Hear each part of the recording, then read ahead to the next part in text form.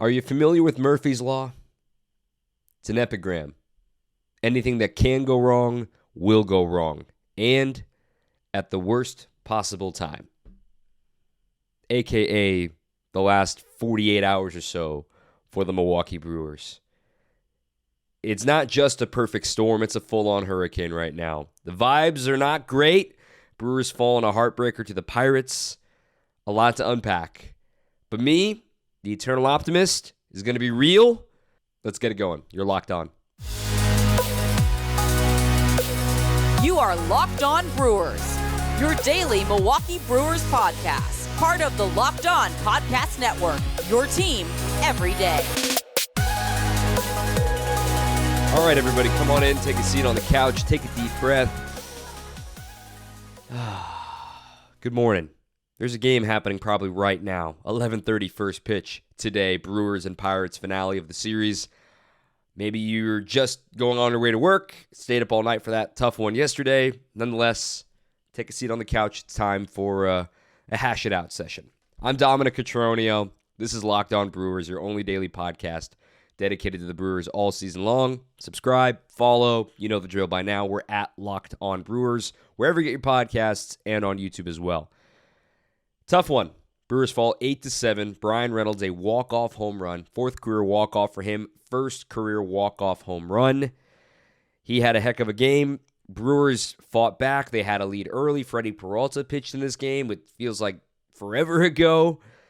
But Devin Williams, the streak is over at 30 consecutive scoreless outings, 28 2/3 innings consecutive without allowing a run. Gives up the home run to the first batter he faces in the bottom of the ninth inning in a tied game. That's just the tip of the iceberg. We're going to have a game recap coming up in a little bit. We're also going to explain the roster movement that we saw yesterday, and that kind of goes into the Murphy's Law stuff, specifically at the catching position and with the Dinelson Lamet deal of DFA'ing him. Let's start a little differently than we normally do. And let's be real for a second. These last few days have stunk.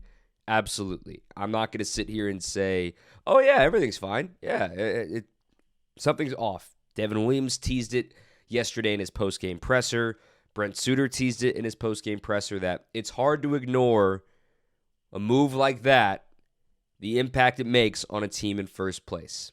This is exactly what I feared in Friday's episode when I was asked, are the Brewers going to trade Josh Hader? And I said it would feel like Yoenis Cespedes in 2014, and it's getting close to that right now.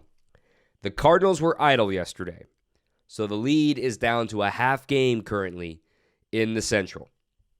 It's, again, going to come down to the last day of the regular season, so buckle up for that part of it. But now they're playing a doubleheader tomorrow, so there is a chance that the Cardinals are up by the end of the day tomorrow, even if the Brewers win and salvage the series finale in that one today. But starting with just an overall checkup of how things are going right now.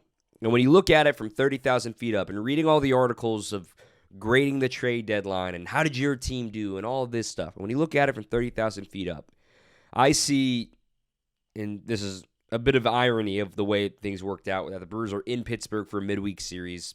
Always a tough draw in Pittsburgh. Midweek, of course. There's no juice there in the ballpark for them. And I watched highlights last night of San Diego. Obviously, they introduced Juan Soto and they introduced Josh Bell. Brandon Drury was introduced, and he introduced himself in a big way. They scored 5 runs in the first inning, highlighted by a Brandon Drury grand slam in his first plate appearance. The first 5 batters reached in that game for the Padres. And I see a sellout crowd on a Wednesday night in San Diego, and they're jumping, they're excited. And then I look at Pittsburgh, a dead, flat crowd, a little over 10,000 fans there. The Brewers fighting for their lives in this game with every single bullpen arm they had just about. Claw all the way back to tie it. They couldn't quite take the lead in the 8th and the 9th inning, and then their best pitcher on the staff, reliever-wise that is, loses the game. That stinks. It really does stink. But here's the beauty of baseball. It just counts for one game, man. It's just one game. And I can sit here and say everything's fine, which it seems like not everything's fine, but it's a new normal. It's a new adjustment. It's a new clubhouse that, look, these guys have known each other for a long time. Yes, you welcome in some new faces with Matt Bush and with Taylor Rogers and Jake McGee this past week. Position player-wise, they're exactly the same. The hitting got things going again, too, for the Brewers. And it may seem urgent. 58 games to go. The Brewers are now 57-47. They've lost 3 games in a row. In the microcosm of this week, yes, this feels like the sky is falling, the roof's caving in. They're never going to make it. But you got a series coming up next weekend, and not to look ahead and not to get ahead of ourselves, but let's look each other in the eyes and be honest with each other. Next weekend in St. Louis could go down as the most important series of the year. The reason why that is, no matter how the standings shake out between now and then, there will be an opportunity in one of two ways. For whoever is in the lead of the division to grab hold of it with 2 hands by winning that series. And furthermore, if they sweep it, whomever that team may be. And on the flip side, the team that's chasing can punch right back in the mouth and say, I ain't going anywhere by winning that series. So which end of that spectrum will the Brewers arrive in St. Louis next Friday in? Are they going to be fighting back, trying to make a comeback as they enter maybe a game or 2 back? Or are they going to be a game or 2 ahead and saying to the Cardinals, yeah, traded Josh Hader, but still going to beat you guys? It's all you can do. Just play the games. 58 to go. Craig Counsell had a great quote yesterday. I don't want to paraphrase it. I'm just going to go ahead and play it for you from his post-game presser yesterday. This is courtesy of Bally Sports, Wisconsin. I don't know.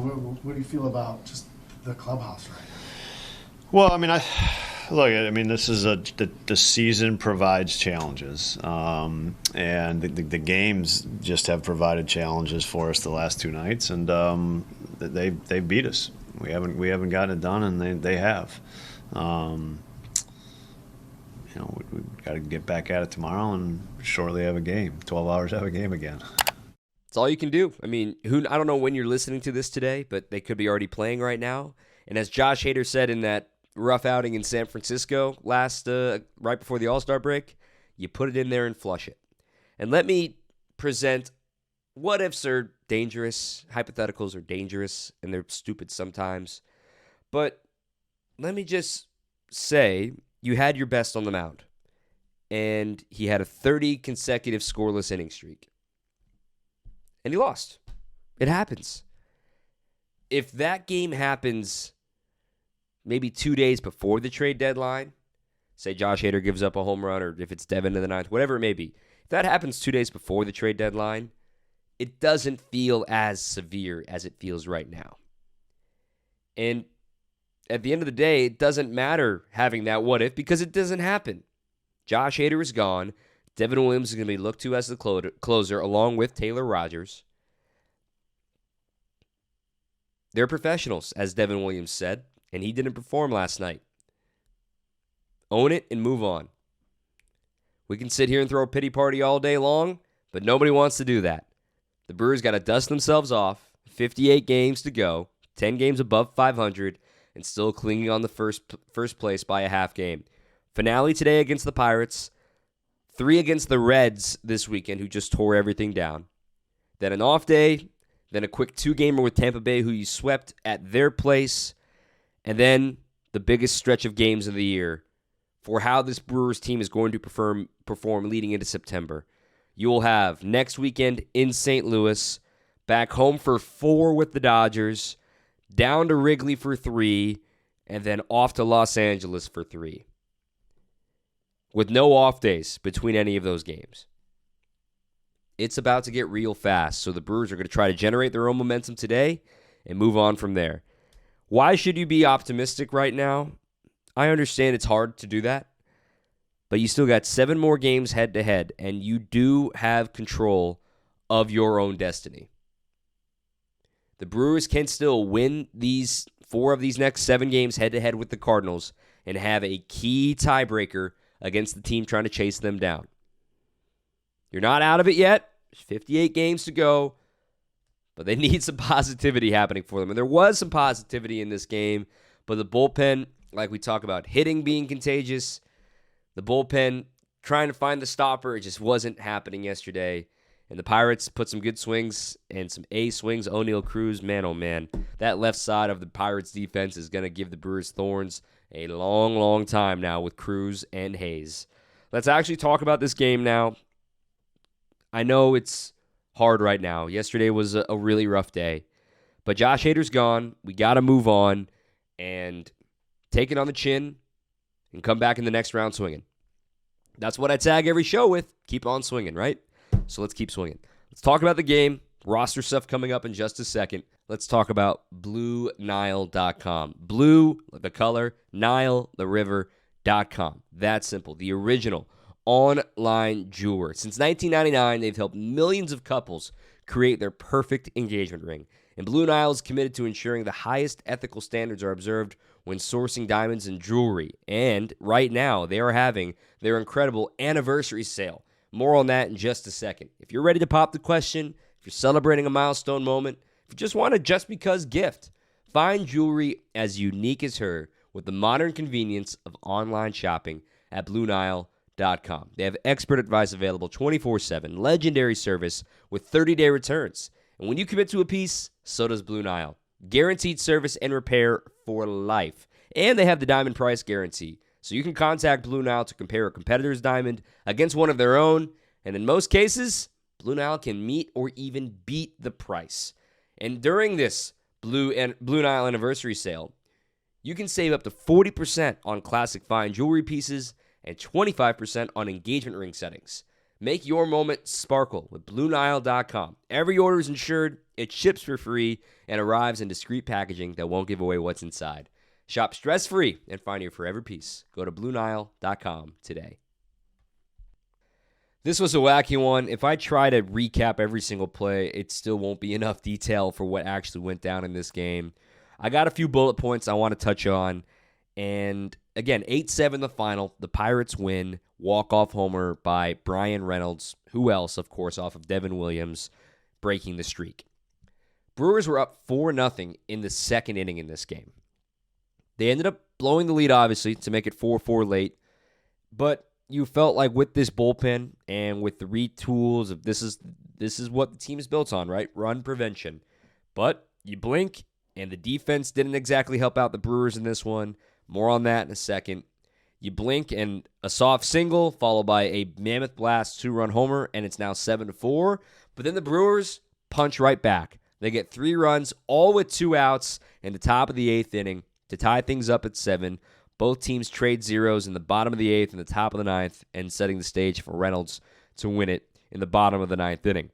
Overall, though, the Brewers, they went 5 for 13 with runners in scoring position, which may not sound like a lot, but it's actually really good. That's better than 380. I'm totally cool with that. That's a great number.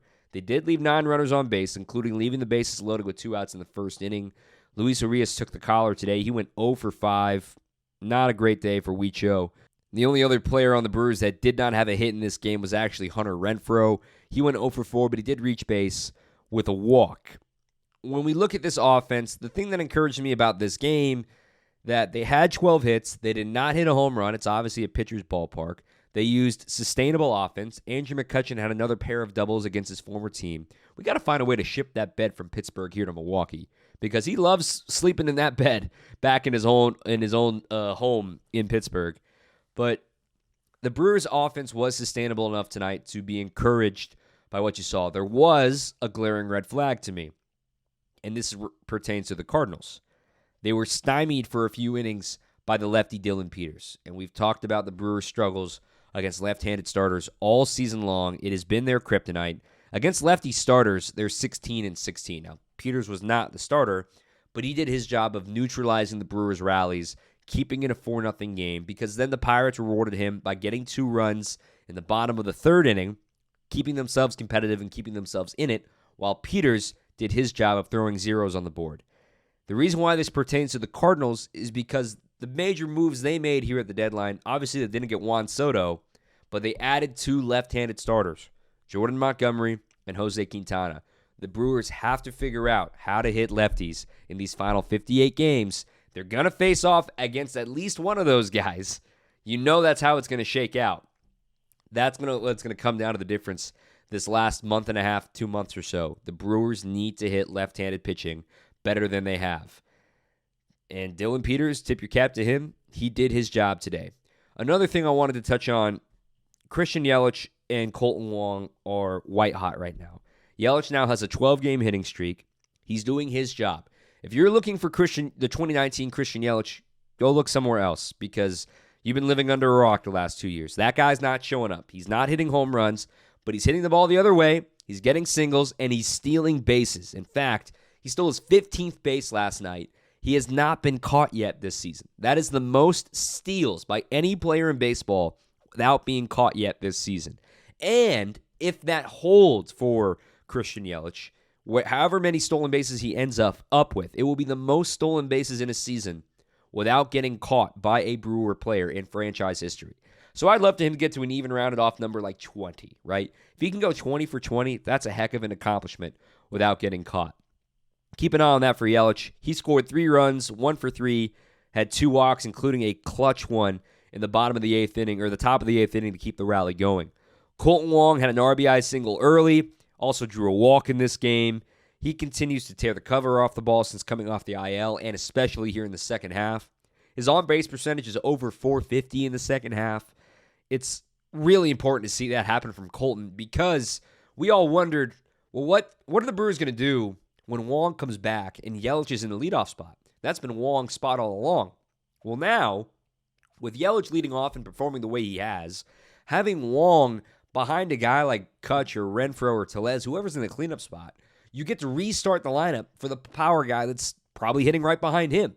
So, for instance, in yesterday's game, it was Andrew McCutchen batting cleanup and Hunter Renfroe batting behind Colton Wong. If Colton keeps this going, that means more often than not, Hunter Renfroe is going to be batting with a man on base, a chance to do damage with Colton Wong on the base paths. That's a good fix for this lineup to keep things rolling as long as Colton continues to provide. He's going to cool down inevitably, but this has been very encouraging. His average is up to 257. Yelich's average is up to 263. Adames had 2 hits in this game, including an RBI. He had 4 RBIs, including a double. Great day for Willie. There is offense in there. I know everybody wanted to bat, but look down what was truly available and accessible for the Brewers and tell me what would have been a surefire upgrade. If you say Jock Peterson, I just explained the Brewers can't hit lefties. Jock doesn't even play against lefties. JD Martinez wasn't traded. Wilson Contreras wasn't traded. Ian Happ wasn't traded. Ramon Laureano wasn't traded. For the guys that were actually traded that the Brewers had a chance at, I think the only one would have been Mancini. But as soon as Bell was rumored to be in that Juan Soto deal, the Astros jumped at the chance to get Mancini because they wanted to get Bell bad. I digress. Trade deadline's passed. We're not talking about it anymore, all right? But I just wanted to get out here and say, like, this is the offense that the Brewers should be looking and striving to for the rest of the season. If they pop a home run, cool, that's great. But this is the kind of offense that we've talked about that they are capable of doing. They drew 5 walks. They only struck out 6 times. Great numbers there. And again, the runners in scoring position, 5 for 13. You know the Brewers are capable of having games like this. And the bullpen had a weird day. We know that. They had a blip on the radar. Devin Williams had been automatic. He has earned a free pass from you. He has earned this. It is not normal to go 30 straight appearances in the big leagues without allowing a run. Do not be spoiled by what you have been seeing the last few months between Williams and Hader. It's not normal. This is what we call regressing to the mean. It is normal to give up runs. There are big leaguers on the other side. Give them respect when they deserve that respect. But as this thing was shaken out, Taylor Rogers had a good inning. Trevor Gott had a good inning to get back on track. But as this thing was shaken out, you could see it coming from a mile away. As soon as Devin Williams got in that game, you could see it coming. And if you want to put a jinx on me, I tweeted this. If you believe in jinxes still, you're as soft as Charmin, man. Jinxes don't happen. Jinxes are give you something to clutch onto and to give an excuse. If you want to make that excuse, if you want to blame me, fine. I am not going to lose any sleep at night if you think I jinx something. And the reason why, Vin Scully, God rest his soul, we talked about him all day yesterday. What an amazing career. You go back and listen to his perfect game. He called 3 perfect games, multiple no-hitters. The dude has seen baseball history. Know what he was doing on the broadcast? Saying perfect game, saying no-hitter. There is no such thing as a jinx. I have no impact on the game. I'm not losing any sleep over it. Not sorry. Okay? Okay. Long recap. Brewers will put it in there and flush it, as Josh Hader says. Let's talk about the roster construction now and try to get you up to speed on that before we get you on your day. Again, Brewers early start today, 11:35 first pitch. As we move along, getting ready for the roster talk, have you tried the Built Bar Puffs yet? If you haven't, you're depriving yourself of one of life's greatest joys. They've done it again in the Built Bar kitchens. They've got something for everybody. Right now, their new flavor of the month is cookie dough chunk puffs. They're only 160 calories and still 15 grams of protein. It's all the joys of eating cookie dough without the hassle of making it, and it's healthy for you. And just like all the Built Bars, the new cookie dough chunk puffs are covered in 100% real chocolate. That means they're healthy and tasty. Chocolate-covered cookie dough with a light, fluffy texture. I mean, come on. I might go get one in my pantry right now. You're going to love the new cookie dough chunk puff, whether you need a snack for your workout, a late-night treat, or just to grab a quick bite. Built is the perfect protein bar, and they taste better than a candy bar. Ditch the calories, fat, and sugar. Grab yourself a Built bar. Built, BUILT.com. We got a promo code for you. Locked15. Locked15 at Built.com gets you 15% off your order with the promo code Locked15. Okay, roster time. I'm just as shocked as you were when you saw that Dinelson Lamet was DFA'd from the Brewers roster. We're going to explain that in a second. Pedro Severino was DFA'd as well.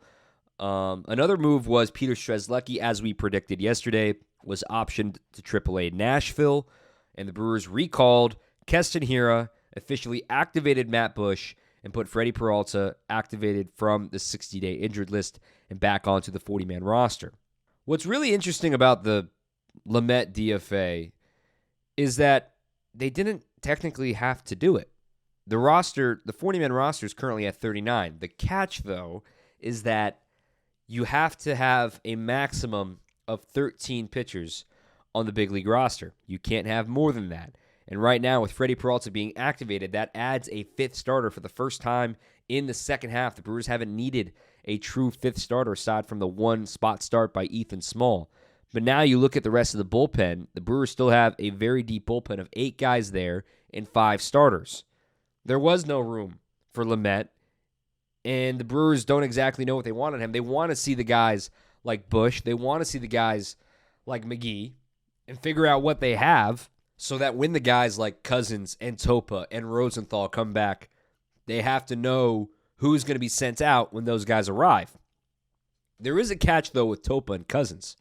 Both those guys have options remaining. There's a very good chance they just get optioned when they are activated off the injured list and head back down to AAA. Those guys don't have the service time requirements to reject an option, which leads me to explaining what happened with Lamet. If you're surprised, you're allowed to be. And if you're shocked, absolutely. You don't see this every day where you trade an all-star closer and you get 4 guys back, and 2 days later, 1 guy's already out of the organization. Not via trade, but by your own choice. There is still a slim chance he stays in the organization. I'll explain here in a second. When you're DFA'd, or designated for assignment, what's happening is the team is trying to take you off of the 40-man roster. We explained the difference between the 26-man roster and the 40-man roster yesterday. Basically, they're trying to take you off of the reserve roster, if you will. But you have to clear waivers in order to do that, which means any other team has a chance to pluck you from the Brewers and add you to their team, claim them off waivers. The other catch, though, comes to do with service time. We've talked about service time for a while, that it's how many days you spend on a big league roster during the season. There's 184 days in the season. You need 172 days to accrue a year of service time on the active roster. There are perks with different levels of service time. At 3 years of service time, if you're outrighted off the 40-man roster and you pass through waivers for other teams to give a chance, you can actually reject your minor league assignment when you have at least 3 years of service time. This is not an option. This is being outrighted like this, being DFA'd off of the 40-man roster. And if you do clear everything and you do get assigned to the minor leagues, you have the option to reject that. And when you get to 5 years of service time, the player has to consent to an option. Every player has 3 option years. I made a tweet about all this. You can follow me on Twitter at Dom_Catronio. There's a thread on my Twitter about how all this works out. And how this pertains to Lamet is there was kind of a shock of that. The Brewers DFA'd him, but they kind of had to because he just surpassed 5 years of service time. How soon? How recent? 6 days ago on Friday. He needed a total of 42 days to reach his 5th year of service time of active on a big league roster this year. And heading into last week, he was on the minor leagues. He was still in the minor leagues and not accruing any time. He was still 4 days short of getting it done. Then he was recalled on July 26th, and in those final 6 days as a Padre, he crosses over the 42 days required, 44 total, which brings him just over 5 years of service time, which means the Brewers caught themselves with their hands tied. Do you try to option him knowing he's going to reject it and have to force him on your roster? Or 2, the latter, what they ended up doing, DFA him and hope that nobody takes a bite on him and you keep him in the organization. And that's what they're going with right now. And he can still reject the minor league assignment and say, I'm going to test it and be a free agent. It gets very hairy. It gets very confusing. Let's also be honest with ourselves. Lamet has only thrown about 60 innings over the last 2 years. He didn't even pitch in the one playoff run for the Padres in 2020 in the shortened year. Yes, he was 4th in Cy Young voting that year. That was 1 year. He hasn't been healthy since. He wasn't the second coming of Devin Williams or anything like that. He does have a great slider. I would love to see the pitching lab on Dinelson Lamet. But we got to be real with ourselves. If there was somebody expendable, it was probably him. And if you want to say, but you traded Josh Hader for him, he wasn't the centerpiece of the deal. He was a throw-in. He was probably a favor. He was somebody that David Stern says, you know what? If we got room for him, we'll give him a chance. And remember, this trade happened the day before the deadline, which gave the Brewers opportunity, if they didn't add anybody else, Lamet would be the guy maybe in the Matt Bush role. Somebody that, if the Brewers didn't add a Rosenthal and a Bush, Lamet would still be on this roster. It gave them insurance, which is why they added him in the first place. The centerpiece of the deal was getting the prospects. Rogers is a rental, and it's nice to have him too, but the big piece, as David Stearns explained, is trying to take as many bites out of the apple as possible. We've all heard that quote by now, and I've seen the memes about apples. The thought is you acquire these prospects, and the cost, along with Hader, is taking on Lamet, trying to find a spot for him, but it worked both ways for the Brewers in that he gave insurance in case the Bush and Rosenthal deals didn't work out. And you still have Topa and Cousins on their way back, so that's more arms coming back too. It's probably an example of the Brewers not exactly crazy about Lamet's arm, but are willing to take on the project if there's room for him. And now we're going to find out in these next 72 hours if there's going to be room for him. He's still got another year of control. So if he does make it through waivers and he does stay in the organization and he is in AAA and he gets to arrive in spring training next year, he would have to be added back to the 40-man roster. But that's a whole offseason in the Brewers organization. That could work out. Let's see what happens there.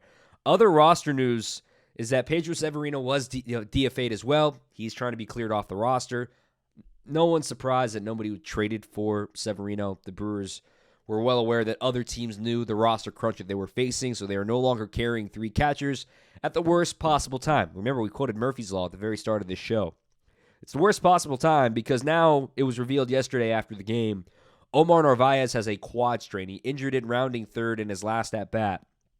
So he will not play today. He will be reevaluated today and see what happens for the weekend for him. So Victor Caratini is currently going to be the starting catcher right now. The only other catchers on the 40-man roster are Alex Jackson and Mario Feliciano. Remember, Mario Feliciano has been on the taxi squad this year. I don't know if they're going to call him up. It would be his first time being called up this season. And then Jackson, he hasn't actually played since mid-July in the minor leagues. Remember, he missed time with the finger. I couldn't find for sure if he's still on the injured list right now.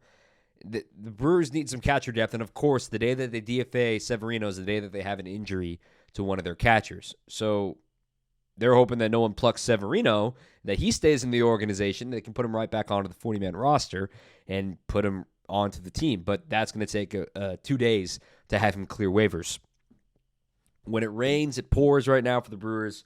And I had this thought, too, about everything that's going on. And right now, a lot of Brewers fans are mad about the Josh Hader trade. Fair enough. I get that. We need to recognize what Victor Caratini has meant to this team and how clutch he has been. Omar Narvaez is an impending free agent, and the Brewers sounded like they were shopping him.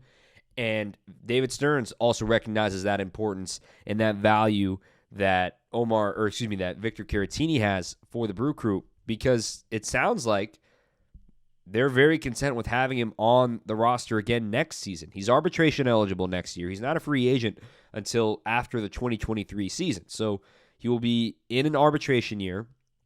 He's going to surpass a full 5 years of service time this year, too. And he's been huge for the Brewers. What an acquisition on the day before opening day. And now he's going to be asked to make sure you stay healthy and do not try to push it a little too hard on anything up the baseline or anything like that. Don't try to blow out a hamstring right now. Stay healthy and figure out what's going on with Omar Narvaez. One last note on Cousins and Topa. Remember, they were sent on rehab assignments right now. They're pitching in the minor leagues. Topa was sent on July 23rd. Cousins was sent on July 26th. One way the Brewers can be savvy with their roster, pitchers are allowed to be on rehab assignment for 30 days, which means the Brewers can try to be savvy and prolong that option as long as possible until maybe something's popped up as a need. If somebody gets hurt, somebody's feeling a little bit tender, they can try to use all 30 of those days and get them as close to September as possible when they can add one more pitcher into this roster. When you have a 28-man roster, you have 14 pitchers. But a reminder, they still need to put Adrian Hauser back onto the active roster. He has been throwing. He's been throwing bullpens. It sounds like a rehab assignment is imminent for him. Don't be surprised if they try to use all 30 days for a Topa and a Cousins to then eventually option him if there is no room on the big league roster. Topa would be August 22nd, and Cousins would be August 25th is when they have to figure out what they're doing with those guys. As I wrap up this episode, let's once again understand you're allowed to be frustrated. That's the beauty of being a fan, right? You just want to see your team win a World Series, and you feel like you hurt your chances of winning a World Series by trading Josh Hader. Absolutely. I want to give a hypothetical for you. Do you want to be the Cubs, what they are right now, in 2 years' time? Tearing things down, trade rumors are galore, getting ready to just be a full AAA roster. I don't want to do that. Neither does David Stearns or Mark Atanasio. And I'm not putting a seal of endorsement on the Josh Hader deal. But in 2 years, if Ruiz and Gass are on the big league roster, you're going to look back on that Hader deal, and if they're providing, production, you're going to think, man, maybe this is going to work out. You can't judge trades 3 days after it. It stinks right now. The Brewers have obviously lost 3 games in a row, but these things take time, and we all want it now in this world. We all want it now, but it's going to take time. Patience is a virtue. Let's be optimistic, and it's going to be a hell of a ride. If you want to hop off the ride, that's fine. Understand, but don't worry. We'll save a brat for you in the playoff tailgates. The Brewers still have an opportunity with their pitching staff, with their clubhouse, to get together and try to make the postseason once again. And it will be 5 straight years. 5 straight years of postseasons if they make it once again. That is an accomplishment any market size would be proud of. Big, small, medium, it doesn't matter. Brewers are going for it. I understand Josh Hader would have been a good piece to have on it, but he's gone. Put it in the rearview mirror, or as Josh said, put it in there and flush it. This is the team. This is who they're going to be. The offense is going to keep scoring runs, hopefully, and Corbin Burns, Freddie Peralta, Brandon Woodruff as a 3-headed monster in a 3-game series against a wild card team if it works out like that, or against the Central Division if they end up being the wild card team.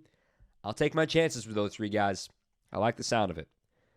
Okay, let's put a smile on our face. Morning baseball, coffee baseball, 11:35 first pitch today on Valley Sports Wisconsin. We'll be right back here tomorrow. I'm Dominic Cotroneo. Thank you for listening. We'll see you next time, and keep on swinging. You are Locked On Brewers, your daily Milwaukee Brewers podcast. Part of the Locked On Podcast Network, your team every day.